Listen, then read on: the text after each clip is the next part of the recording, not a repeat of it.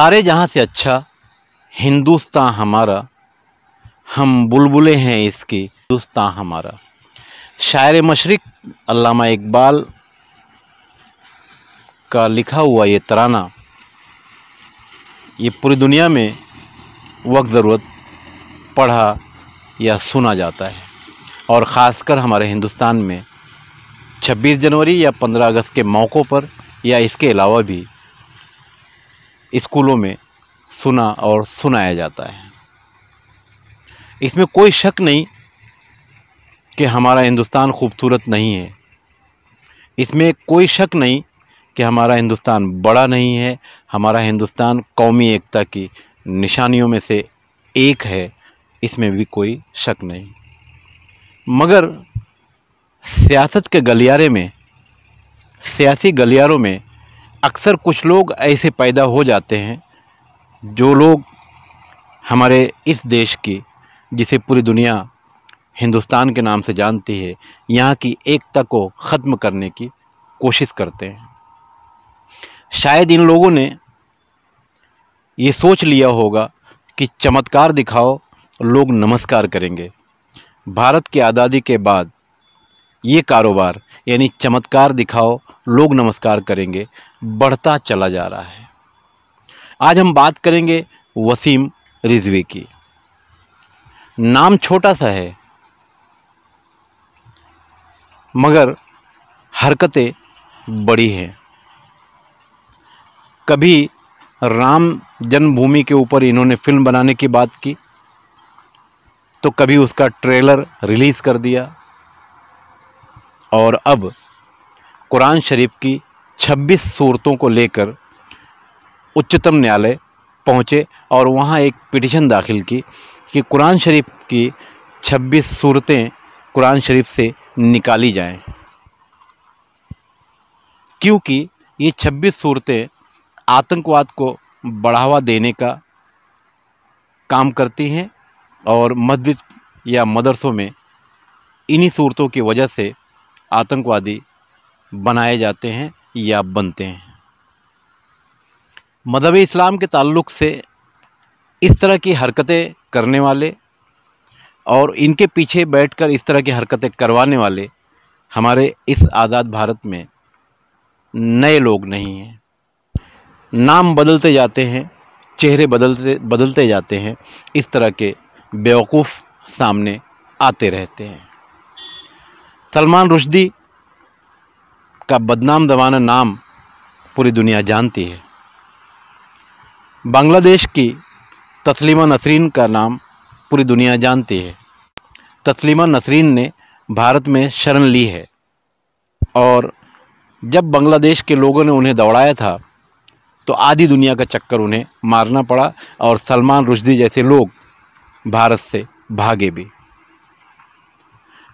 नाम करीम छागला। करीम छागला ने वसीयत की थी कि मेरा हिंदू रीति रिवाज के तहत अंतिम संस्कार किया जाए।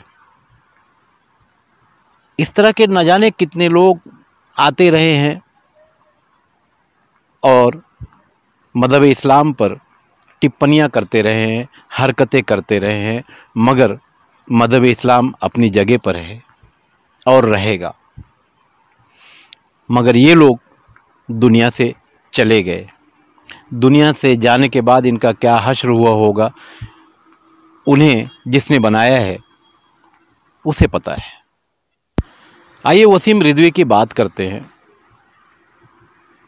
वसीम रिजवी उच्चतम न्यायालय गए हैं, इससे पहले का इनका जो कारोबार है। वसीम रिजवी शिया वक्फ बोर्ड के चेयरमैन रहते इन्होंने जो घोटाला किया उसका जवाब कौन देगा? वसीम रिजवी या वसीम रिजवी का परिवार या वसीम रिजवी का बाप? आज जो मामला उच्चतम न्यायालय में उठा है तो वसीम रिजवी पर लखनऊ में एफआईआर है इस घोटाले को लेकर, शिया वक्फ बोर्ड का जो घोटाला उन्होंने किया है। इसी एफआईआर को दबाने की ये एक कोशिश है कि मज़हब इस्लाम के मानने वाले जो लोग हैं, जो कुरान शरीफ को मानते हैं और कुरान शरीफ को सिर्फ मुसलमान ही मानते हैं ऐसा नहीं है, दुनिया में दूसरे धर्मों के लोग मानते हैं और उसके हवाले से बातें करते हैं। मैंने ऐसे कई संतों को देखा है जो कुरान शरीफ की बातों का हवाला देते हैं कि ऐसा किया जाए तो ऐसा होगा। अब रही बात वसीम रिजवी की, तो शिया वक्फ बोर्ड में ही इन्होंने घोटाला किया। तो जब ये शिया जो समुदाय है उसके नहीं हुए, उसमें घोटाला कर दिए, तो ये दूसरी कौम या दूसरे समाज के कैसे हो सकते हैं। बहरहाल अपनी गिरफ्तारी से बचने के लिए वसीम रिजवी ने ये हरकत की ताकि मौजूदा सरकार की उन्हें हिमायत मिल सके और मौजूदा सरकार से वो मांग कर सके कि मैंने जो मांग की है कुरान शरीफ के ताल्लुक़ से, तो मुसलमान मुझे जान से मार देंगे, इसलिए मुझे सिक्योरिटी दी जाए। जैसा कि बांग्लादेश में जब तस्लीमा नसरीन ने अपनी किताब लज्जा में कुछ मामलात जो उठाए ख़ासकर तलाक़ के ताल्लुक़ से, तो बांग्लादेश से उन्हें भागना पड़ा और बाद में जिन जिन मुल्कों में वो रही उन्हें वहाँ के सत्ता में सिक्योरिटी दी गई। सलमान रुश्दी के साथ भी यही हुआ था और सलमान रुश्दी को लेकर भारत के मुंबई शहर में दंगा भी हुआ था। मज़हब इस्लाम के लोग जो हैं, ये पूरी दुनिया जानती है कि मुसलमान मस्जिद में नहीं जाएगा, नमाज नहीं पढ़ेगा, कुरान शरीफ को लपेट कर रख देगा, भले मज़हब इस्लाम की किसी भी गाइडलाइन को फॉलो नहीं करेगा। जब मज़हब इस्लाम के बानी हुजूर साहब की बात होगी तो वो मैदान में आ जाएगा, कुरान शरीफ की बात होगी तो वो मैदान में आ जाएगा, झगड़े करेगा कुरान शरीफ को बचाने के लिए। मज़हब इस्लाम में सीधी सी बात है कि वो कुरान शरीफ में जिसका आदेश है, जिसकी बातें हैं, वो उसकी हिफाजत करेगा। मगर मुसलमान भड़क जाते हैं और मैदान में आते हैं, जैसा कि फ़िलहाल वसीम रिजवी को लेकर हो रहा है। लोग उन्हें गालियां भी दे रहे हैं, लोग उन्हें बद्दुआएं भी दे रहे हैं, मगर मस्जिदें खाली हैं। ये सवाल है। वसीम रिजवी जैसे लोग आते रहेंगे, जाते रहेंगे, इनकी उम्र ही कितनी है, उन्हें जाना है, उसका भुगतान भी भुगतना है। मगर इस आवाज़ के ऊपर उच्चतम न्यायालय में जो मामला गया है, ये पहली बार तो गया नहीं है। मुझे कुछ नाम याद नहीं है, इससे पहले भी भारत के न्यायालय में ये मामले गए हैं। मगर आज मुसलमान उठकर खड़े हुए हैं, सिर्फ वसीम वसीम कर रहे हैं। वसीम वसीम करने के चक्कर में धरने, मोर्चे, बैनर, होर्डिंग सब हो रहा है। ये जो पैसा बर्बाद हो रहा है, ये किसका है?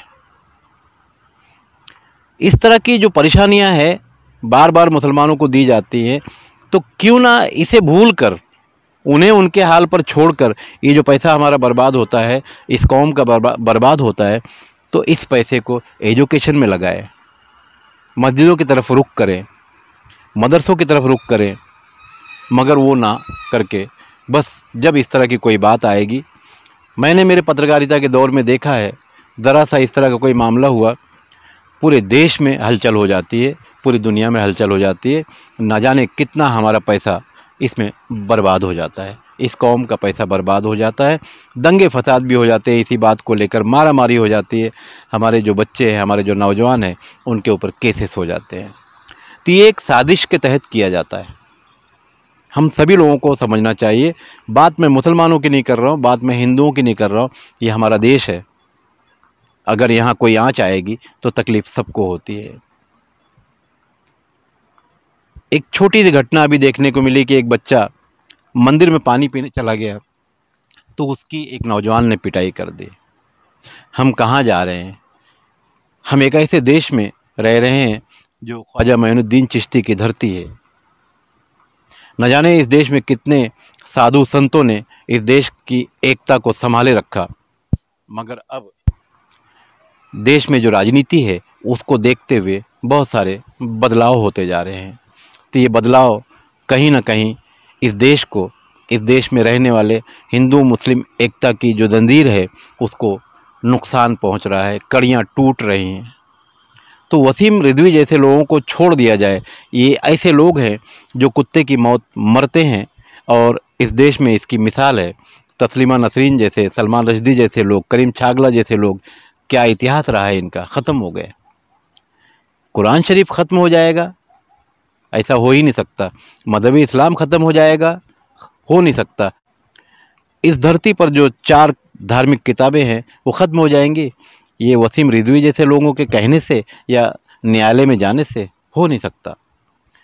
क्यों ना हम सब मिलकर अपने देश की एकता को बनाए रखें और इस तरह के नालायक लोग जो हैं उन्हें समाज से दूर कर दें, उनका बाइकाट कर दें, ताकि आने वाले दिनों में इस तरह का कोई वसीम पैदा ना हो, इस तरह का दूसरे धर्म पर आवाज़ उठाने वाला कोई पैदा ना हो। मैं सुल्तान कुरैशी के साथ खान फ़ख्र आलम। हमारे चैनल पर जो भी खबरें दिखाई जा रही हैं वो सही हैं, अच्छी हैं और शहर के हित के लिए हैं, तो आप हमारा चैनल सब्सक्राइब भी कर सकते हैं यूट्यूब पर जाकर, भारत शक्ति समाचार।